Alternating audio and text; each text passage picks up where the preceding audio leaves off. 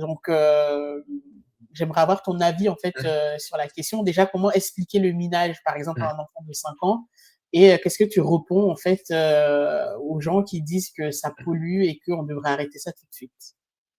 Ouais.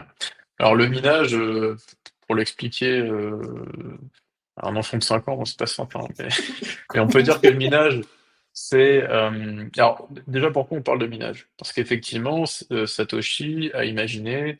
D'ailleurs, il n'y a pas que Satoshi, hein, parce que la preuve de travail date un peu d'avant Satoshi quand même, avec notamment Adam Back et d'autres.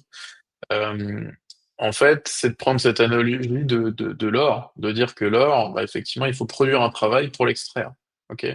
Et donc le Bitcoin, c'est pareil, il faut produire un travail pour l'extraire. Sauf que ce travail, il est du coup informatique, nécessite de la puissance de calcul.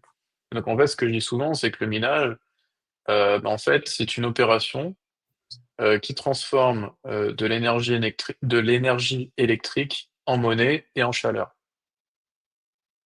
Ok? C'est ça. Voilà. Donc ça, il n'y a pas besoin de savoir comment fonctionne Bitcoin pour comprendre ça. C'est un processus qui transforme de l'énergie électrique en chaleur et en monnaie. Donc cette monnaie, c'est du Bitcoin.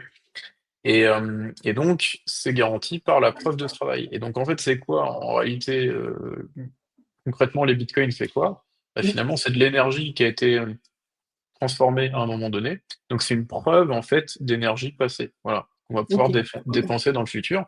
Et en fait, c'est exactement ce qu'est une monnaie.